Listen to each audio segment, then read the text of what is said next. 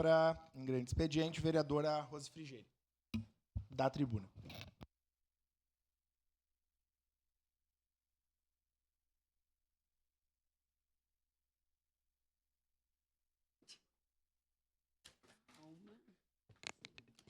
Bom dia, colegas vereadores, vereadoras. Bom dia, mesa diretora, quem nos acompanha presencialmente ou nas redes, na TV Câmara. Um dia importante, né? Para mim, o meu primeiro grande expediente desta legislatura. Nós já, não sei quem aqui que me precedeu disse, né? Parece que a gente ia começar tranquilo, acho que foi a vereadora Daiane, mas parece que a gente está quase no fim já, né? Porque já tivemos tantas discussões, tantas demandas, tantas indicações feitas, tanta mobilização aqui na Câmara, que parece mesmo que vai ser um ano atípico. Mas a Casa do Povo é para isso, e eu também estou tendo assim, um momento de ser o primeiro grande expediente dos próximos 4 anos nos quais eu exercerei o meu mandato. Eu entrei muitas vezes, ali entre 2021 e 2024, como suplente. Eu ainda quero fazer uma pesquisa se teve algum vereador que entrou tantas vezes quanto eu. Foram 5 vezes perfazendo 120 dias. E foram 2 anos bastante atípicos na minha vida, porque eu entrava, saía, não sabia quando voltaria e nem se voltaria, porque a gente nunca sabe como funciona essa questão da suplência, né?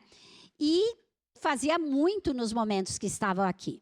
E eu sempre digo assim, que eu saía da Câmara, mas a Câmara não saía de mim.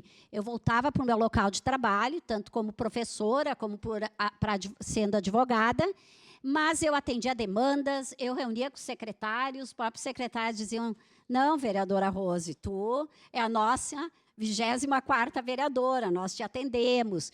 Então, eu quase que fui uma vereadora sem ter salário, sem ter assessoria, sem ter tempo, mas isso deu bastante, me deu bastante estrutura para aguentar também os 2 anos e que também eu tive a felicidade de estar como titular.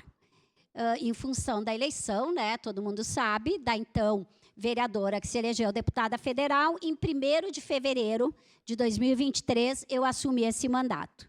Também 2 anos atípicos, porque no primeiro ano é aquela correria de quem está assumindo o mandato.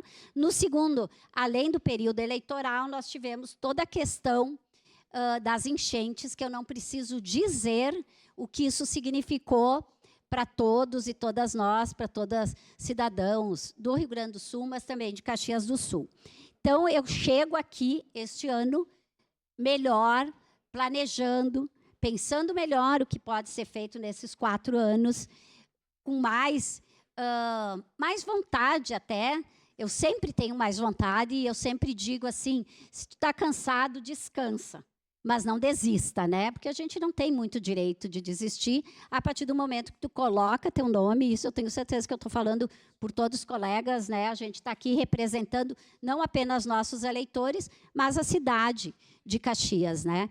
Quando eu assumi, ou quando eu concorri lá em 2020, minhas pautas centrais eram a educação e a questão das mulheres, porque, afinal de contas, eu sou professora da rede municipal, debatíamos muito essas questões da educação e também a questão da especificidade das mulheres, talvez tenha sido minha primeira visão de combater alguma injustiça, é essa desigualdade, a violência, todo o tratamento que se tem, não de uma forma de equidade entre homens e mulheres. Então, essas eram as minhas pautas principais, além da cultura, que embora eu nunca fui uma artista, né?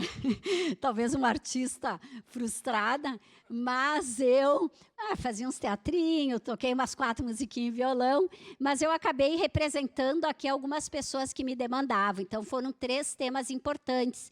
Mas no decorrer desses 2 últimos anos, eu acabei ampliando várias pautas, né? Cito aqui a questão da saúde, muito em função da CPI que nós participamos. Cito a questão dos direitos humanos, que eu tive a oportunidade de ser presidenta da comissão no ano de 2021. A questão da economia solidária, a questão da cultura, como eu já coloquei, enfim, de vários pontos do esporte, né? Acabo tendo um envolvimento muito grande com o esporte e de vários bairros. Eu gosto sempre de dizer, repito aqui, que eu acabo não tendo votação expressiva em nenhum bairro, né? Mas tenho votos em praticamente todos os locais. De todos os locais de Caxias, teve 3 em áreas distantes e tal, que eu não tive voto, né? Então, eu acho que a gente, quando chega aqui no parlamento, eu estou falando por mim, no meu caso, acabo ampliando a minha área de atuação, tanto nos temas como no espaço, na cidade inteira. Mas, mais do que isso, eu quero dizer que o central de tudo isso que eu aprendi, estando nesse espaço, em outros momentos como assessora, agora como vereadora, é a questão da participação popular. Então, este, para mim, é o grande guarda-chuva de todas as outras questões que eu trabalharei nesses próximos anos. A participação popular, não no sentido de apenas ouvir demandas ou receber demandas, mas também receber sugestões, propostas. Todo mundo sabe aqui que toda relação entre uma pessoa é uma relação de aprendizagem. Seja a pessoa que for, se tu tem humildade de reconhecer que tu não sabe tudo, tu aprende muito numa conversa, numa ida, numa comunidade. Então, esta participação popular, eu não tenho a mínima dúvida que é o que faz com que a gente possa ter um melhor mandato.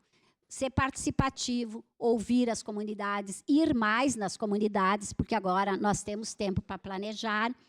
Mas eu também queria salientar duas grandes questões para este ano. Eu estou diretora da Escola do Legislativo, nós já estamos planejando algumas propostas, mas nós precisamos ainda montar, né, a equipe da escola, e eu estou procuradora da PEN, da Procuradoria Especial da Mulher. Nós teremos a primeira reunião sexta-feira. Nós também temos alguma proposta, mas ontem eu comentava com a vereadora Andressa Malman que nós vamos levar algumas propostas nessa reunião, mas nós vamos ouvir o que as colegas vereadoras também têm de sugestões para o andamento desta comissão. A PEN não chega a ser uma comissão tradicional, mas é a maior comissão, se nós pensarmos, porque as comissões têm 5 membros e a PEN tem 7, porque, felizmente, esse ano somos 7 vereadoras. Então, nessa questão das mulheres, desde 2023, uma pauta assim muito importante para mim era a Casa da Mulher Brasileira trazer para Caxias do Sul.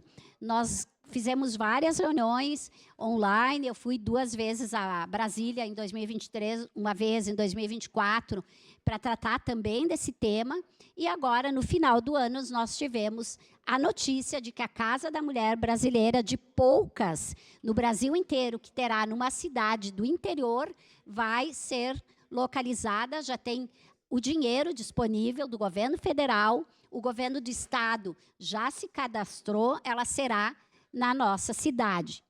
E isso foi uma coisa assim muito feliz, mas nós temos que continuar com essa luta. Eu estou indo para Porto Alegre aí nos próximos dias, preciso falar na Secretaria de Segurança Pública do Estado, vamos, talvez, como mais gente, representando a PEN, porque essa é uma luta maior, mas o Estado está muito interessado que a PEN já deu seu ok, que a Casa da Mulher Brasileira, além de uma que vai ter em Porto Alegre, região metropolitana, venha para Caxias. Agora nós estamos em tratativas com o governo municipal para ver a questão do terreno, que é isso que precisa, né? Mas eu fiquei muito feliz assim, com essa conquista para a nossa cidade. Eu peço uma declaração de líder para a bancada do PT. Declaração de líder da bancada do PT. Segue na tribuna a vereadora Rose Frigerio. E o outro grande tema na educação é a questão da Universidade Federal aqui na nossa cidade. Também foi uma luta nos diversos níveis, né? Várias entidades, muita gente lutou em nível municipal, estadual, federal, e nós teremos a vinda da Universidade Federal. Eu estive esses tempos lá no Campus 8, já vieram avaliar, o MEC já avaliou o espaço que precisa de consertos. Você sabe que lá o prédio é um prédio lindo, importante, mas ele está um pouco precisa de algumas reformas, né, para funcionar uma universidade, mas tudo isso está andando. Existe uma comissão em nível de URGS, que eles estão analisando e fazendo um estudo importante. Já fizemos várias assembleias na região, inclusive aqui nessa casa, para ouvir quais os cursos viriam nesse primeiro momento. Esta comissão está trabalhando, e uma das questões importantes que a reitora falou é que nós não podemos fazer um curso sem ter um estudo maior, para que não seja uma leviandade, digamos assim, de daqui a pouco não ter matrícula, não ter demandas, né? Então, isso está sendo muito bem pensado, e vários colegas aqui assinaram, eu diria que quase a maioria, será votado, acho que nos próximos dias, a Constituição da Frente Parlamentar em defesa da Universidade Federal na nossa região. Eu já presidia esta frente, estou propondo a continuidade dela, porque nós entendemos que este foi um primeiro passo, mas nós queremos expandir a Universidade Federal para a região, para Caxias, com muito mais cursos. Então, é importante continuarmos esta luta. Mas eu queria também ter falado, quando a secretária esteve aqui, sobre a questão da educação.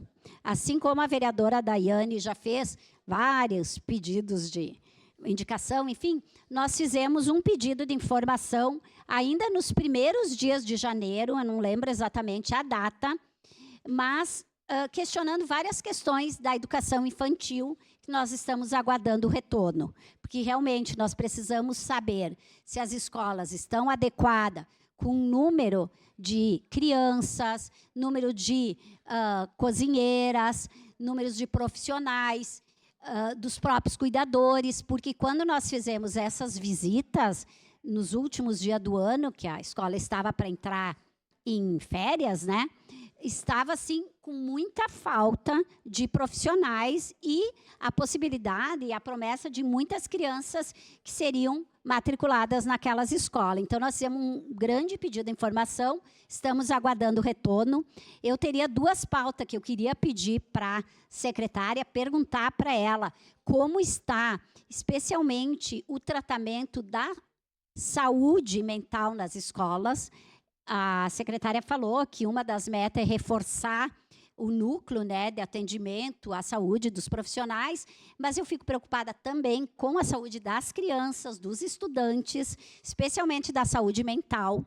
Nós sabemos que as professoras são uma das categorias que mais sofrem com problema de saúde mental, por toda a estrutura que ela está envolvida, principalmente pela incapacidade de resolver tantos problemas que se aparecem no dia a dia, e não são só problemas de aprendizagem, mas também a gente não é isento, né, a ver que a criança está sofrendo, que a criança não tem ainda uma avaliação, que a criança não teve um atendimento. E daí eu já entro no segundo tema, que é a questão da segurança nas e as escolas. Nós fizemos uma carta ainda em 2022, entregamos ao prefeito, propondo algumas ações muito simples para garantir a segurança nas escolas e as escolas. E nós não tivemos retorno daquelas ações. E não eram ações de cerca elétrica, de coisas metálicas, porque muitas vezes violência, digamos, acontece lá dentro. As crianças, muitas vezes, estão doentes e acabam elas mesmas se agredindo entre si, ou muitas vezes até os profissionais da educação. Eu não vou me cansar de dizer que um menino, ano retrasado, acho que foi, de 11 anos, 10, 11 anos, ele teve um surto, ele acabou agredindo as professoras, mordendo professoras, machucando as professoras, mas ele não queria machucar as professoras. As professoras estavam contendo esse menino porque ele queria quebrar um vidro e tirar a sua própria vida. Um menino do 5º ano. Aí ele foi internado. Só que esse menino já estava com um pedido de avaliação há quase 3 anos. A gente não pode esperar tanto tempo. Isso é urgente. A violência está vinculada a essas questões também.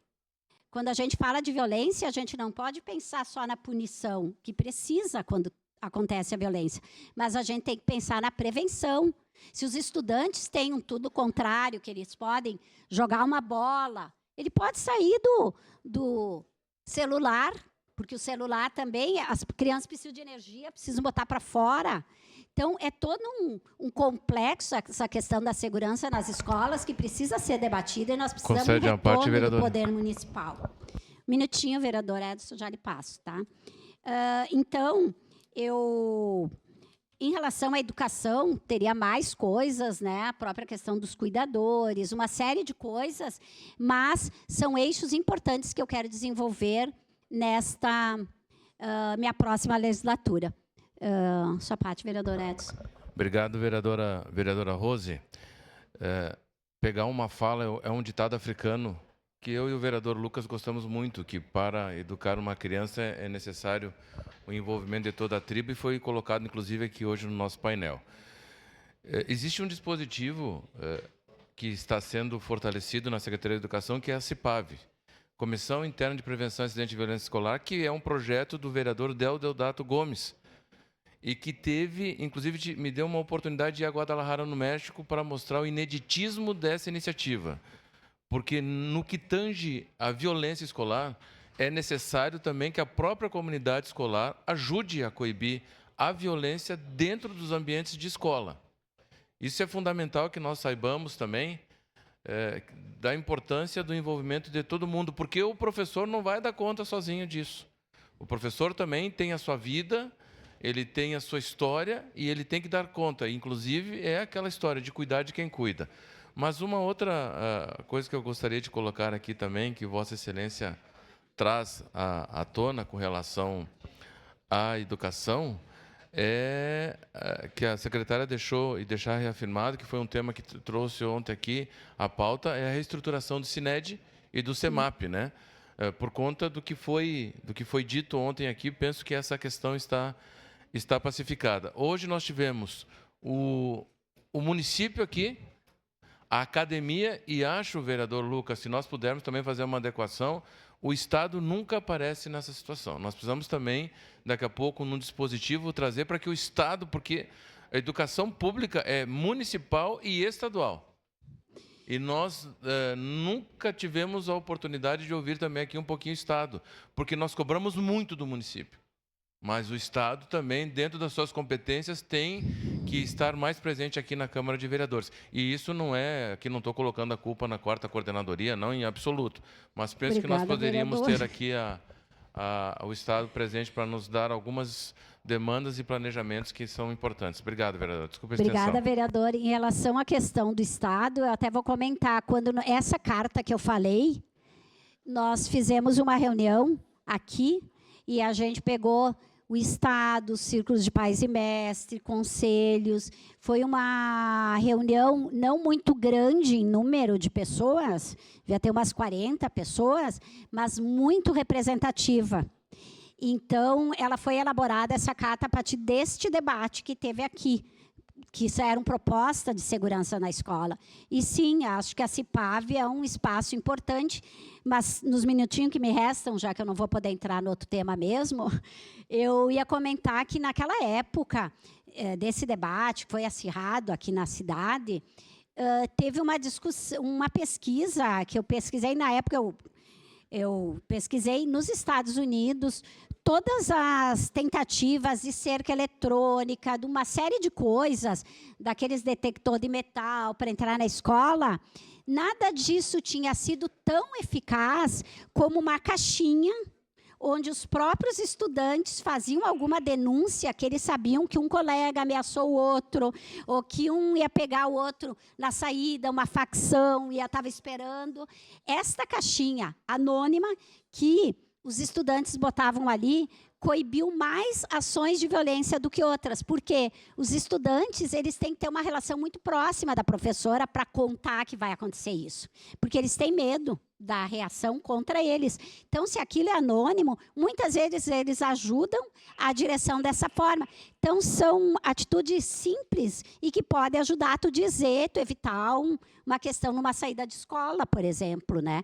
Então, acho que é essas pequenas coisas, digamos assim, que vão fazer com que as políticas públicas andem, e a gente está aqui para isso, né? Para colaborar com isso. Muito obrigada. Obrigado, vereadora Rose Frigieri.